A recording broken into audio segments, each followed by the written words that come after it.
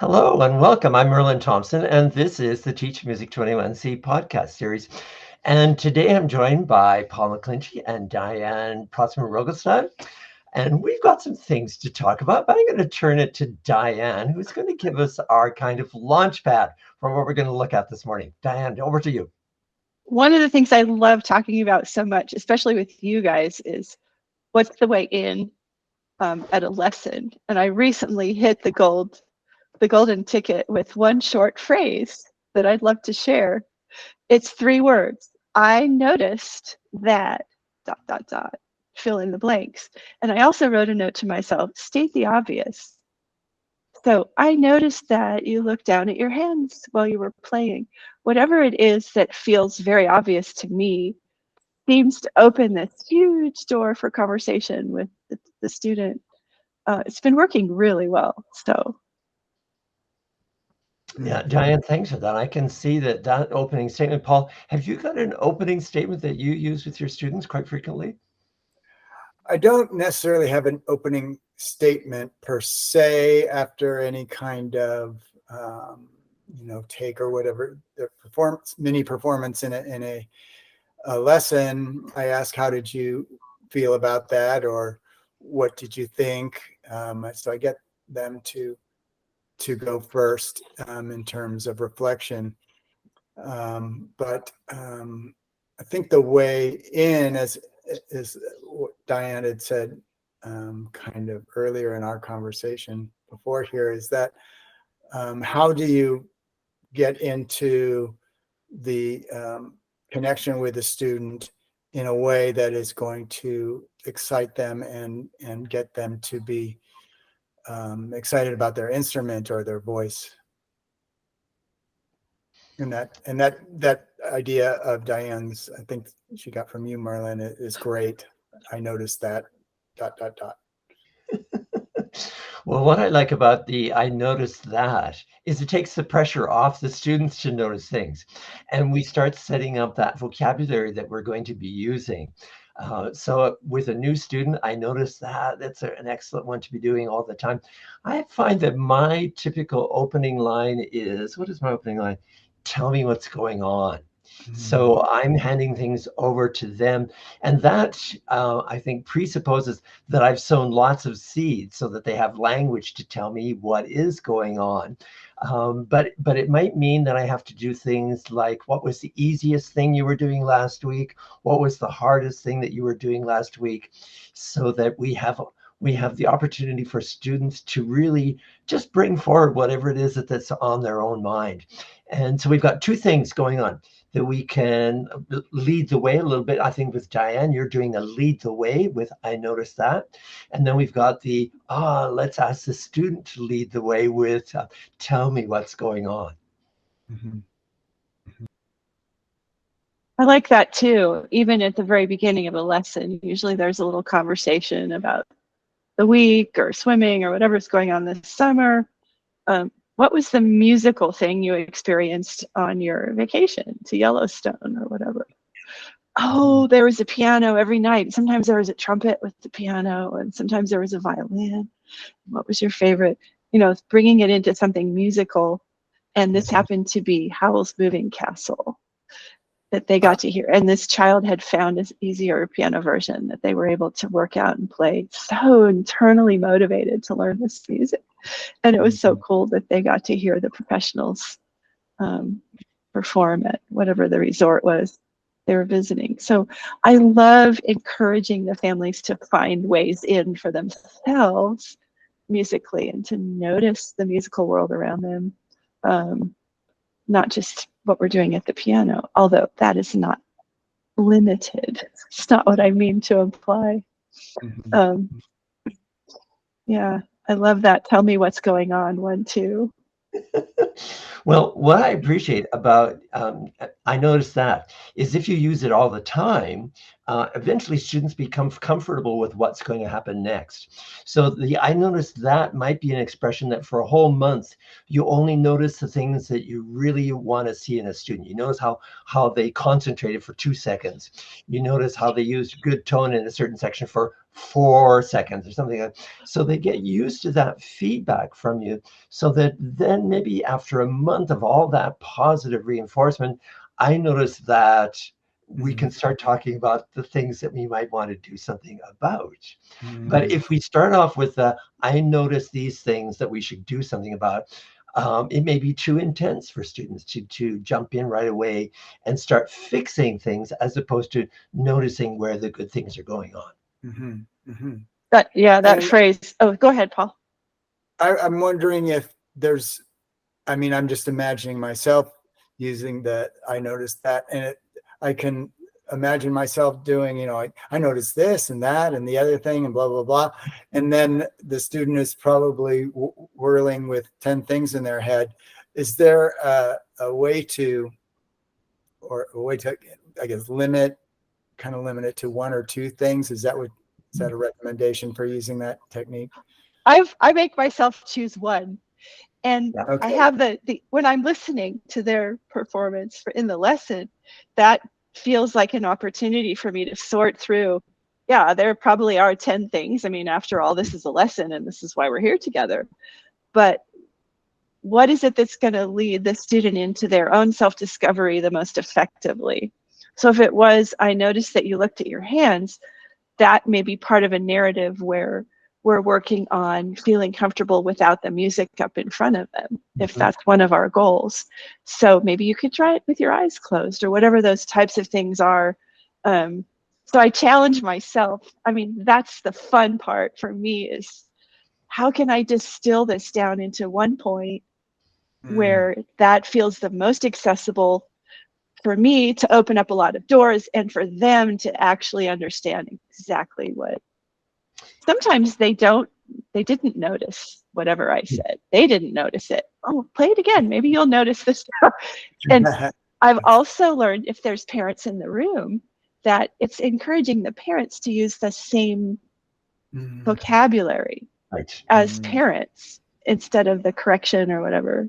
Anyway, I don't instruct parents that way. I just try to model. So that's a lot of an answer, but yes. Great. 10 things, but really trying to distill it into one. That's brilliant. Yeah, and what I've noticed with the I notice that, and if there are the 10 things, and here's where teachers get maybe frustrated to think, which one of these things to choose? Which is the one that I want to reinforce? And what I've discovered, it doesn't matter. It doesn't matter which one you choose, because they're all related to each other. So in other words, good technique, good tone, good concentration, good shaping of the phrase, good accuracy, all of those things rely on students' involvement, or maybe students were going by letting go. So whatever happens is that we reinforce that whatever we're trying to do doesn't depend on just on one thing, but that actually everything is intricate. I always remember thinking, which should I do? Should I talk about students' concentration? Should I talk about their technique, or should I talk about their tone? And there came a certain point in my teaching when I realized it didn't matter which one I talked about, because they were all connected with each other. And whether they got to those things by being deliberate about them, or they got to those places just because they were letting go, either of those ways were good ways of getting there. That's great. That's great. So sometimes teachers can get overly worried about which one to choose. The other thing that I come back to all the time is a lesson that I saw a teacher teach many years ago. And the parent arrived with a tape recorder and said something like, we want to make sure we get every detail. And the teacher responded by saying, yeah, you don't need the tape recorder. I say the same thing every week. And pretty soon even if I don't say the same thing every week, you'll get into the cycle. On week 1, I talk about this. Week 2, I talk about that. Week 3, I talk about this. And then week 4, I'm back to where I was on week 1 again. So you don't need to bring a tape recorder, because I'm going to revisit the things that we need to talk about all the time. That's great. Earlier, we were talking a lot about how vocalists, people that sing, tend to just automatically, they don't fret about practice as much, I think, as an instrumentalist. I could be wrong, but this is kind of an interesting straw poll that I want to take. But in my experience with vocalists, it seems like they automatically have all the joy and interest and engagement because their body is their instrument. And it's just like this inner motivation that they sort of automatically have. And I've seen that with instrumentalists as well, but not as consistently for some reason. I thought that was a really interesting sort of way-in conversation that we were having a little earlier. Yeah, that's definitely my experience working with vocalists, and especially musical theater students, is they are so familiar with the songs that they're singing, and they love them, and they know the stories, and they know everything about it, and they tend to be performers anyway, so they just love they love the whole thing, and that since they're telling a story, it's coming from someplace inside of them, or they've seen it and they're modeling it, they're imitating what they've seen and heard, which is a great way to learn, of course. But yeah, I think to a certain extent, having that kind of psychological connection to what they're performing, what they're doing as a musician, can be helpful, certainly, to kind of like we've been saying, as the way in. Yeah, and what comes to mind for me is that because the instrument they carry with them all the time, you can be at the bus stop and you can have the song running through your head and try a few blah, blah, blah, few things in your mouth or a few things in your throat. And it's not an intentional kind of practice where I'm going to sit down and work on something, which I think is what Dyane's hinting at. The instrumentalists do a lot of the time. That here I am at the instrument. Now I've got to be intentional about what I'm doing. I got to get this, that, and the other thing done. And so I'm wondering if there is a way that we might talk about practicing to move through something we do for distraction, something we do just because it's floating through our mind at that moment, and that practicing isn't always this goal setting and achieve your goals kind of thing, but it's also this place of, oh, I've just got this tune going through my mind, so why don't I just fool around with it for 5 minutes here? That's one of the things I've noticed about some of the piano students, when, especially in the summer, when the children are home a lot, there's a lot more engagement with the instrument by choice. They're working on maybe some of the tunes that they weren't as intentional about during the year, finding things music they love, and they want to keep going back and playing it over and over. So the parents aren't as engaged in terms of, okay, it's time to practice. The kids are sort of automatically drawn to it. And I think for a lot of piano students in my world, that evolves with time. Because I have some teenage students that started with me quite young, and through the evolution of their training, if I dare use that word, they've discovered their own connection with music they love, and they have the skills and knowledge to engage with just about anything that they want to play, and that draws them in just because it's music. So I think a lot of times they get to that point that maybe the vocalists get to start with, and sometimes the children start that way too, but I think over time, and it's the long game, isn't it, to encourage them to find music they love from the very beginning, like Happy Birthday. Thanks, Merlin. I learned that from you. There's always you're smiling. There's always a smile with Happy Birthday. Yeah. And even if it's terrible technique, they can play Happy Birthday at the next family gathering. We're good, we're set for life. Yeah. And there's a lot more evidence of the value of mind wandering to learning and creativity. Ooh, yeah. Where it isn't necessarily intentional, but just, as we often do, doing the dishes and thinking of something that's going on in our lives and maybe it's a tune, or maybe it's, I didn't get that one leap in that section or something like that. How does that go? Or, you know, who's a student that I'm working with that I got this idea for them.